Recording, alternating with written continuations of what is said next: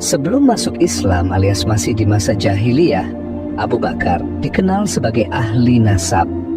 Kalau di zaman sekarang, beliau tuh kayak kamus berjalan soal asal-usul orang-orang Quraisy. Abu Bakar tahu banget detailnya. Dari orang ini anak siapa, keturunan mana, asalnya dari bani apa, sampai sejarah keluarga mereka pun beliau tahu. Saking ahlinya, orang-orang bahkan menyebut beliau sebagai ulama ahli nasab. Pokoknya, kalau ada orang Arab yang bingung soal silsilah keluarga, langsung aja nanya ke Abu Bakar. Rasulullah sendiri pernah memuji Abu Bakar tentang ini. Beliau bersabda, Abu Bakar adalah orang yang paling tahu tentang nasab Quraisy. Wah, bayangin, Rasulullah loh yang ngomong langsung. Itu udah valid banget. Nggak cuman pinter, Abu Bakar juga punya akhlak yang luar biasa. Bahkan di masa jahiliyah, dia nggak pernah menghina atau nyebarin aib orang lain. Beliau selalu menjaga kehormatan orang lain.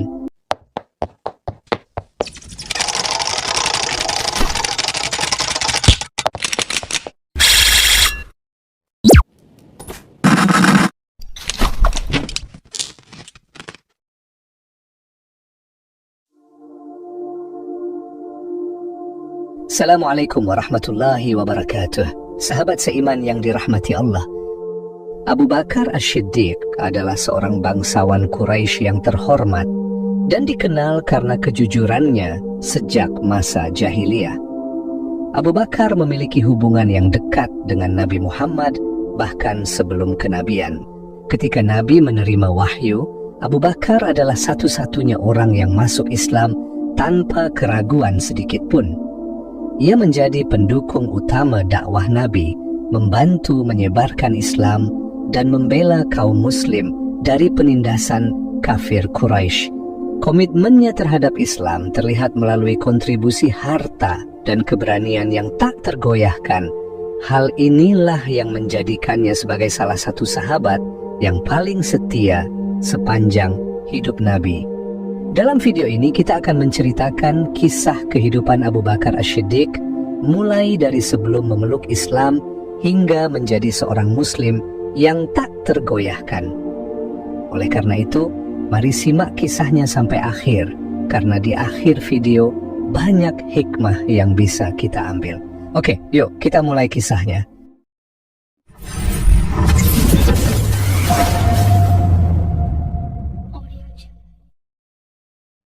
Nama asli Abu Bakar adalah Abdullah bin Abi Quhafah.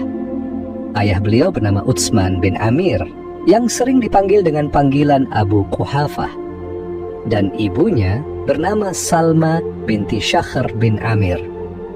Jadi, meskipun kita lebih kenal beliau dengan nama Abu Bakar, ternyata nama aslinya adalah Abdullah. Lalu kenapa sih beliau dipanggil Abu Bakar? Jadi gini ya, kata bakar itu artinya awal-awal waktu atau yang pertama. Nah, jadi Abu Bakar itu orang pertama yang masuk Islam dari kalangan laki-laki dewasa. Makanya beliau dipanggil Abu Bakar. Keren kan? Dari segi fisik, Abu Bakar digambarkan sebagai sosok yang bertubuh kurus, kulitnya putih, dan tinggi badannya sedang. Sayyidah Aisyah, istri Nabi, bahkan bilang kalau urat-urat di tangan Abu Bakar kelihatan jelas karena tubuhnya yang kurus banget. Tapi yang perlu kita ingat, dalam Islam, fisik bukanlah hal yang jadi patokan untuk menilai seseorang. Contohnya, dalam kisah Abdullah bin Mas'ud, begini ceritanya. Waktu Abdullah bin Mas'ud naik pohon kurma, angin yang bertiup kencang bikin bajunya terangkat dan betisnya kelihatan. Beberapa sahabat pun sempat tertawa, tapi bukan untuk mengolok, cuman karena kaget melihat tubuhnya yang kurus banget. Ketika Nabi melihat kejadian itu, beliau langsung menegur para sahabat dengan berkata, "Apakah kalian tertawa dengan betis Abdullah bin Mas'ud? Demi zat yang ubun-ubunku ada dalam genggamannya, betisnya itu lebih berat di timbangan hari kiamat daripada gunung Uhud."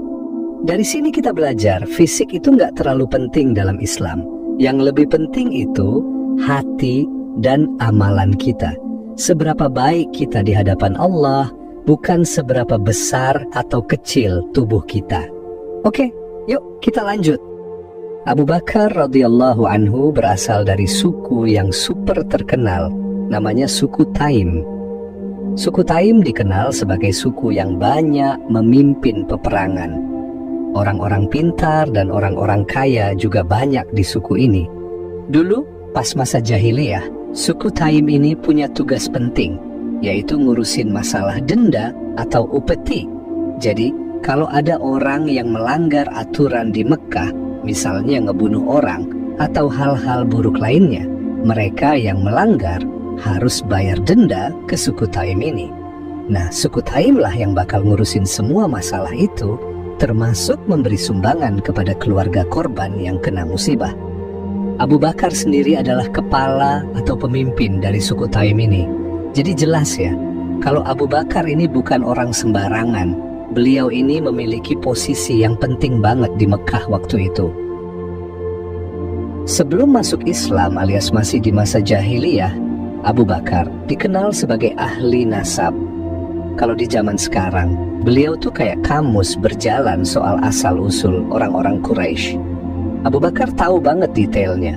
Dari orang ini anak siapa, keturunan mana, asalnya dari bani apa, sampai sejarah keluarga mereka pun beliau tahu. Saking ahlinya, orang-orang bahkan menyebut beliau sebagai ulama ahli nasab.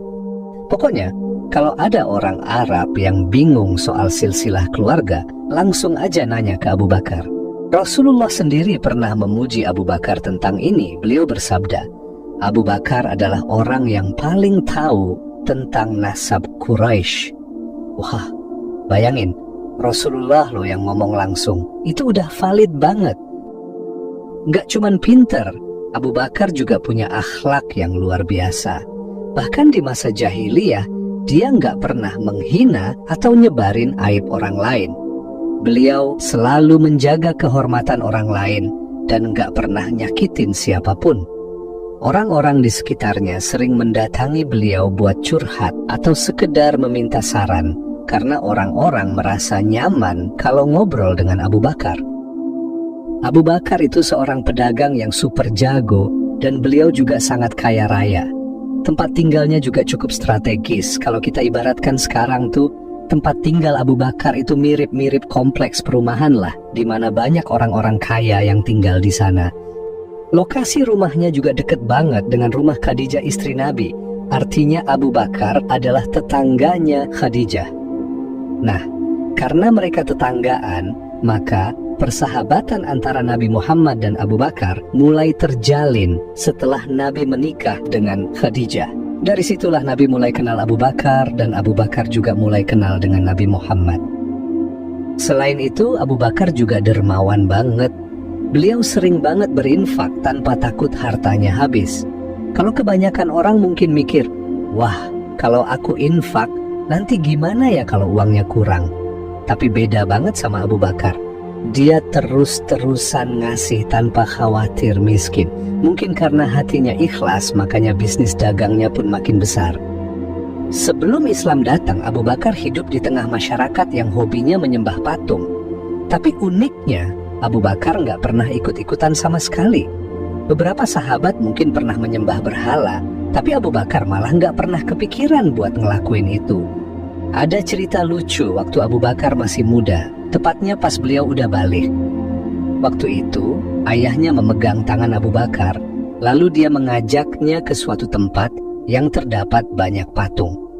Si ayah bilang, "Lihat ini nak, patung ini adalah Tuhanmu. Kalau kamu mau minta sesuatu, mintalah ke patung ini." Habis ngomong begitu, ayahnya pergi ninggalin Abu Bakar sendirian.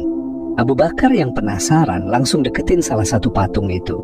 Dia bilang, "Aku lapar, tolong kasih aku makanan." Tapi patung itu cuman diem aja, dia nggak gerak dan nggak jawab. Lalu Abu Bakar bilang lagi, "Aku nggak punya pakaian, tolong beri aku pakaian." Dan sama aja, patung itu tetap diem 1000 bahasa, dia nggak gerak dan juga nggak jawab. Karena merasa kesel, Abu Bakar akhirnya mengambil batu, lalu melemparkannya ke patung itu. patung itu langsung jatuh tersungkur ke tanah. Lalu Abu Bakar pun berpikir, Tuhan macam apa ini? Masa patung kayak gini mau disembah? Keren kan? Hal keren lainnya dari Abu Bakar adalah beliau nggak pernah menyentuh khamr alias minuman keras.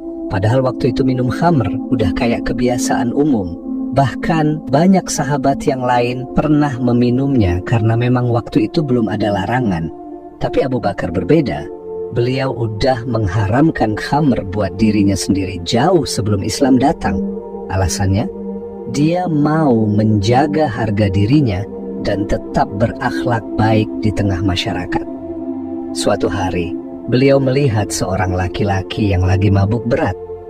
Orang itu dalam keadaan gak sadar, tangannya memegang kotoran hewan dan mendekatkan kotoran itu ke mulutnya.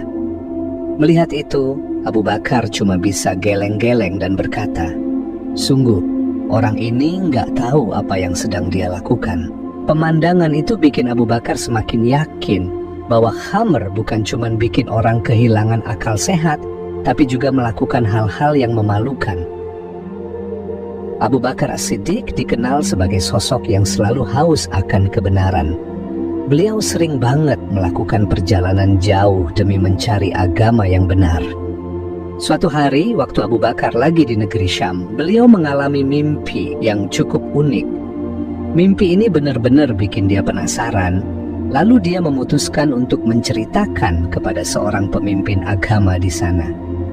Orang ini seorang Nasrani yang masih mengikuti ajaran murni Nabi Isa alaihissalam. Tapi sayangnya, detail tentang mimpinya nggak disebutkan dalam cerita ini.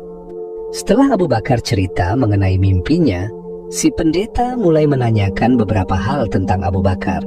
Kamu asalnya dari mana? Abu Bakar jawab, dari Mekkah. Lalu si pendeta lanjut nanya, Mekkah bagian mana? Bangsa apa? Abu Bakar jawab lagi, dari Quraisy. Si pendeta nanya lagi, terus, kamu kesini mau ngapain? Aku mau berdagang. Nah, setelah menerima informasi yang detail dari Abu Bakar, pendeta ini langsung menjelaskan arti dari mimpi Abu Bakar. Dia bilang, kalau mimpimu itu benar, artinya akan ada seorang nabi yang diutus dari kaummu, dari Quraisy. Kamu bakal jadi sahabat terdekatnya, pendamping setianya selama hidupnya. Dan nanti setelah dia meninggal, kamu akan jadi khalifah penggantinya. Bayangin betapa beratnya informasi ini. Tapi Abu Bakar nggak langsung heboh atau cerita ke sana-sini. Dia menyimpan kata-kata si pendeta itu dalam pikirannya. Soalnya, si pendeta ini bukan orang sembarangan. Apa yang dia ucapkan pasti punya makna yang dalam banget. Dan ternyata firasat itu nantinya bakal menjadi kenyataan. Suatu hari, waktu lagi duduk-duduk di sekitar Ka'bah, datanglah Umayyah bin Abi Sar dan mulai ngobrol sama Abu Bakar. Umayyah nanya, bagaimana kabarmu, wahai pencari kebenaran? Abu Bakar jawab santai, aku baik-baik saja. Lalu Umayyah lanjut, gimana pencarianmu selama ini? Udah nemu yang kamu cari belum? Abu Bakar jawab, belum.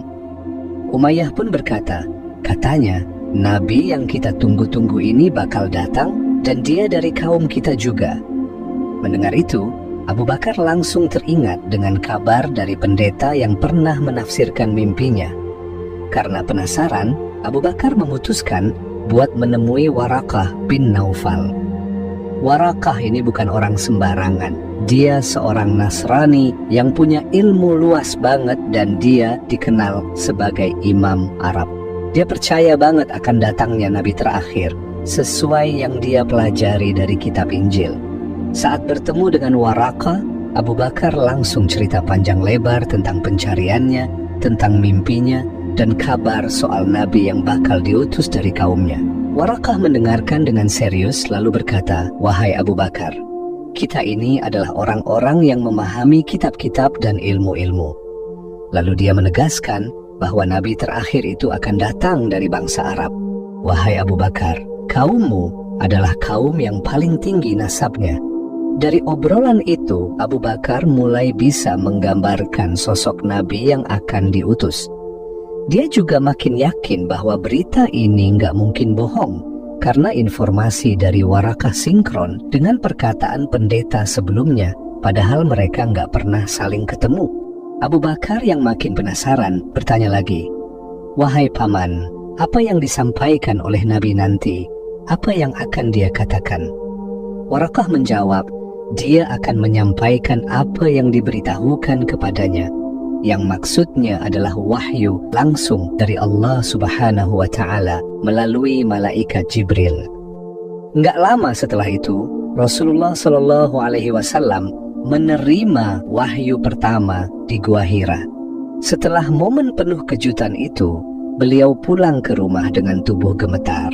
Setibanya di rumah, beliau langsung cerita semuanya ke Khadijah, istrinya yang selalu jadi pendengar setia.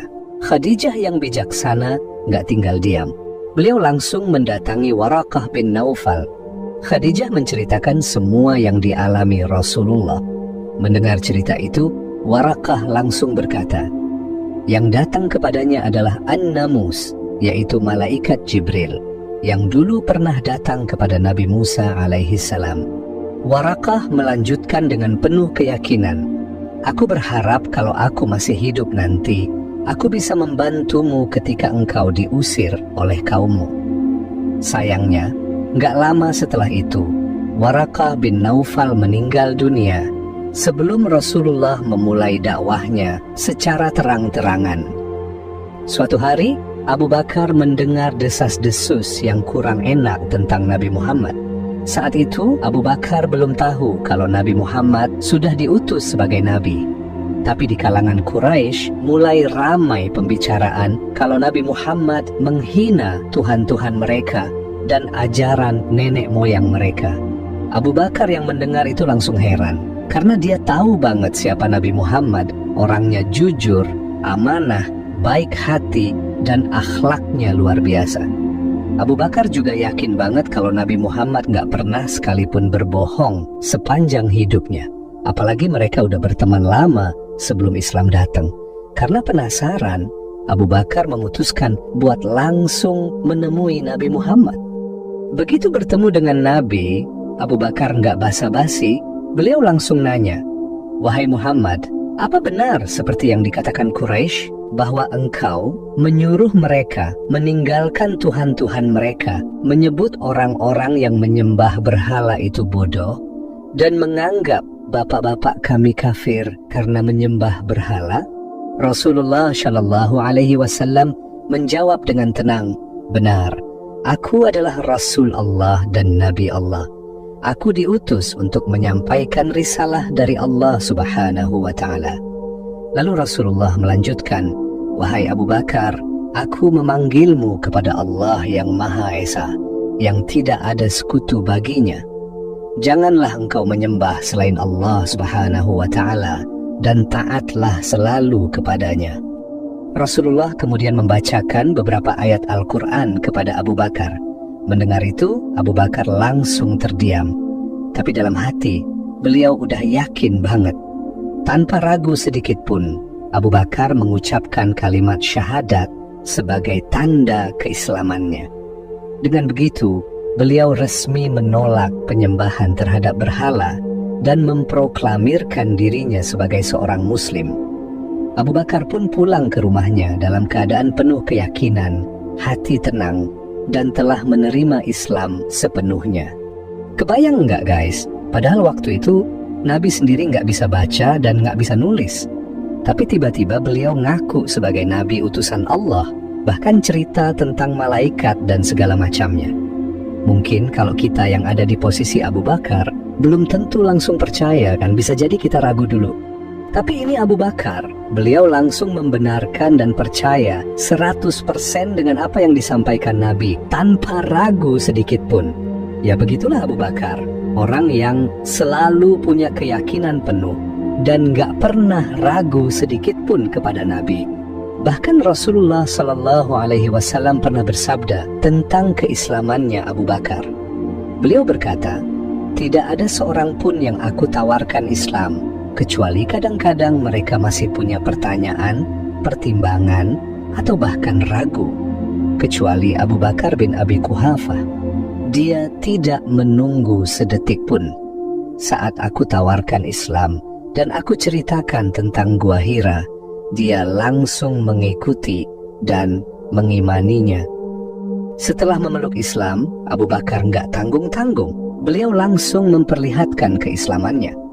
Menurut Abdullah ibnu Mas'ud, ada 7 orang pertama yang terang-terangan menunjukkan keislaman mereka, yaitu Rasulullah Sallallahu Alaihi Wasallam, Abu Bakar As-Siddiq, Ammar bin Yasir, Sumayyah, ibunya Ammar, Suhaib Ar-Rumi, Bilal bin Rabah, dan Mirdad.